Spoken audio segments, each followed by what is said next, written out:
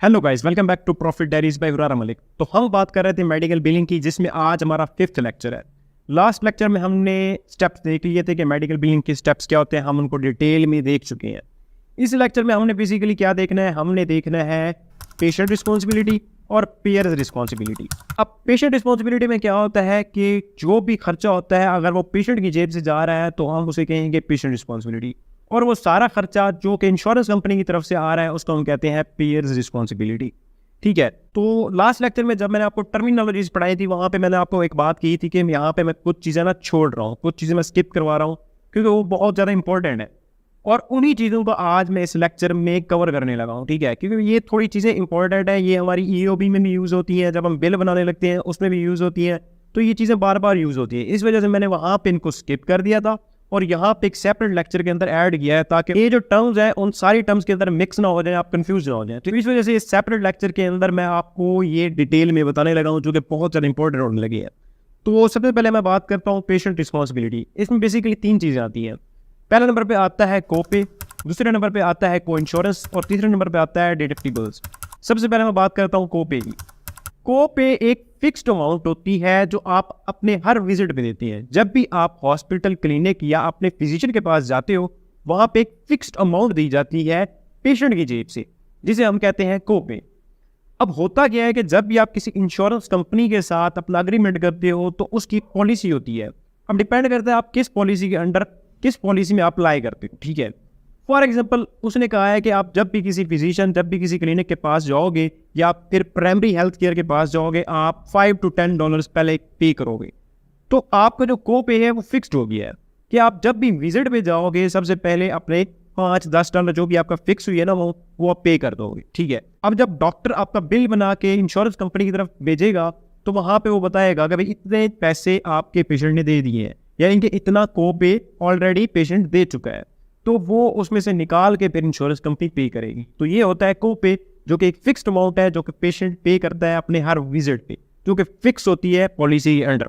इसके बाद हम बात करते हैं को इंश्योरेंस। को इंश्योरेंस बेसिकली एक परसेंटेज है। ठीक है, जब भी एक पेशेंट किसी भी इंश्योरेंस कंपनी के साथ रजिस्टर्ड होता है, उसके अग्रीमेंट में आता है, तो उनकी एक पॉलिसी होती है कि वो 80-20 चलेंगे, 70-30 चलेंगे या 100%। ठीक है, ये जो रेशियो है, ये जो परसेंटेज है, इसी में ही को इंश्योरेंस लाई करता है। फॉर एग्जांपल अगर जो इंश्योरेंस हुई है वो इस पॉलिसी के अंडर हुई है कि वो 80-20 है, तो उसमें 80% जो है वो देगी आपकी इंश्योरेंस कंपनी और जो 20% है वो पेशेंट अपनी जेब से पे करेगा। आप जो 80% इंश्योरेंस दे रही है वो आएगा पेएबल बाय इंश्योरेंस कंपनी, और जो 20% है जो पेशेंट अपनी जेब से दे रहा है वो आपका होगा को इंश्योरेंस। उम्मीद है समझ आ गई होगी। थोड़ा सा ये कंफ्यूजिंग है बट समझने वाली चीज़ है कि जब भी हमारा अग्रीमेंट होता है, पेशेंट का जब भी अग्रीमेंट होता है तो उसमें एक परसेंटेज होती है। ठीक है, कंपनी अपनी पॉलिसी के तहत ये करती है कि 80-20 देती है, 70-30 देती है, 60-40 देती है, या बाज़ औक़ात 100% भी होता है। अब उसमें से एक परसेंटेज जो दे रही है वो दे रही है इंश्योरेंस कंपनी, बाकी जो ऊपर से पेशेंट अपनी जेब से देगा वो होगी को इंश्योरेंस। फॉर एग्जाम्पल मैं आपको एक और मिसाल देता हूँ कि हमारे पास एक क्लेम आया पेशेंट का और वो था 70-30।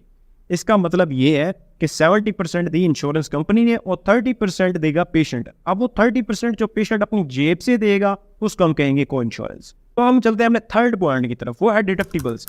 डिडक्टिबल्स असल में क्या है, एक फिक्स्ड अमाउंट है जो कि एक एनुअल या फिर एक अरसे के अंदर आपने किसको देनी होती है, इंश्योरेंस कंपनी को देनी होती है। अब होता यूं है कि इसके अंदर 2 प्लान आते हैं, एक होता है कैलेंडर ईयर और दूसरा है प्लान ईयर। कैलेंडर ईयर जो है वो आपका शुरू होता है जनवरी से, मतलब साल स्टार्ट हुआ और आपका कैलेंडर ईयर स्टार्ट हो गया। और दूसरा होता है प्लान ईयर। प्लान ईयर क्या होता है कि जिस दिन आपने इंश्योरेंस करवाई, फॉर एग्जांपल आपने 15 अप्रैल को करवाई, अगर 15 अप्रैल को आपने इंश्योरेंस के साथ सारा बैठ के पॉलिसी के तहत आपने एग्रीमेंट किया और आप उसके साथ मुंसलिक हो गए हैं, तो आपका जो एग्रीमेंट चलेगा, आपकी जो इंश्योरेंस चलेगी वो 15 अप्रैल से अगले साल की 15 अप्रैल तक चलेगी। ये आता है प्लान ईयर के अंदर। अब आपका कैलेंडर ईयर हो या फिर प्लान ईयर हो, दोनों में आते हैं 12 महीने यानी कि 365 दिन। अब 365 दिन के अंदर एक फिक्स्ड अमाउंट होती है जो आपने देनी होती है। अब कोई भी कंपनी हो आपको इंश्योरेंस ऐसे नहीं देती, आपको कुछ ना डिपॉजिट कराना पड़ता है, और वही फिक्स्ड अमाउंट जब आप उसको देते हो उसको हम कहते हैं डिडक्टिबल। यहाँ पे मैं आपको एक एग्जांपल देता हूँ कि फॉर एग्जांपल जब आपने एग्रीमेंट किया एक पॉलिसी के तहत इंश्योरेंस के साथ, तो आपने क्या कहा कि हम $500 एनुअल देंगे या $1000 देंगे। फॉर एग्जाम्पल यहाँ पे हम करते हैं कि आपने कह दिया कि $500 की पॉलिसी है कि आपने उनको एक कैलेंडर ईयर या प्लान ईयर के अंदर $500 देने ही देने हैं। तो अब होगा क्या कि आपके जो पहले विजिट्स होंगे वहाँ पे आपको इंश्योरेंस पे नहीं करेगा। फॉर एग्जांपल आप गए किसी क्लिनिक के अंदर, वहाँ पे आपका फर्स्ट टाइम बना कोई $100, ठीक है, आपका $100 में से इंश्योरेंस कुछ भी पे नहीं करेगा क्योंकि आपके डिडक्टिबल्स रहते हैं पीछे, आपके डिडक्टिबल्स अभी तक नहीं कटे, आपने इंश्योरेंस को अभी पे नहीं किया। अब वो जो $100 होंगे वो डायरेक्ट पूरे के पूरे कट जाएंगे। अब नेक्स्ट विजिट पे जाओगे फिर आपका $100 बना, वो भी वहाँ पे कट जाएंगे। जब तक आपके $500 नहीं कटेंगे आपकी इंश्योरेंस स्टार्ट नहीं होगी। जब आपके डिडक्टिबल्स जीरो हो जाएंगे, मतलब आपके डिडक्टिबल कोई नहीं रहा पीछे, आपका जीरो हो गया, $500 आपने देने थे इंश्योरेंस को, वो आप दे चुके हो, उसके बाद जाके आपका इंश्योरेंस के साथ काम स्टार्ट होगा। उसके बाद आप जो भी मेडिसिन लेंगे, जो कुछ भी करेंगे, जो ट्रीटमेंट करवाएंगे, वो आपका इंश्योरेंस कंपनी देगी। को पे और दूसरी चीज़ें वो सेपरेट है, वो इंश्योरेंस को पे वो सेपरेट। फिलहाल बात कर रहा हूँ डिडक्टिबल। जब आप डिडक्टिबल को मेट कर लेते हो, मतलब आप 100% दे देते हो, 1000 है, 1500 है, 500 है, जितना भी है, मैंने आपको एग्जाम्पल के साथ समझा दिया है। जब आप 500 पूरे दे देते हो, जितना आपका फिक्स हुआ था कि आप डिडक्टिबल्स कितने देने हैं 500, वो आपने दे दिए, वहाँ पे आपका ताल्लुक खत्म हो गया। उसके बाद आप कुछ भी पे नहीं करोगे, ठीक है। वहाँ से सारा काम फिर शुरू हो जाएगा इंश्योरेंस कंपनी का। तो ये जो अमाउंट फिक्स्ड है, 500 होगी, 1000 होगी, जो आपने एक पूरे साल के अंदर देनी है, उसको हम कहते हैं डिडक्टिबल। ये सारा आता है पेशेंट रिस्पॉन्सिबिलिटी के अंदर। ये सारी चीज़ें पेशेंट देता है अपने जेब से। इसके बाद हम बात करते हैं पेयर्स रिस्पॉन्सिबिलिटी।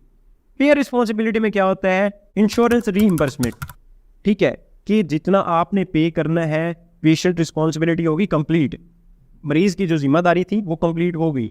अब जितना बाकी रहता है वो सारा का सारा इंश्योरेंस देगी, ठीक है। इसको हम कहते हैं इंश्योरेंस रीइंबर्समेंट। अब इसके साथ ना जब हम ईओबी कर रहे होते हैं, वहां पे एक और टर्म भी यूज होती है जो कि है out of pocket maximum. Out of pocket maximum का मतलब है कि आपने डिडक्टिबल्स अपने कंप्लीट पे कर दिए हैं, अब आपके पास इंश्योरेंस कंपनी का कुछ भी नहीं रहता।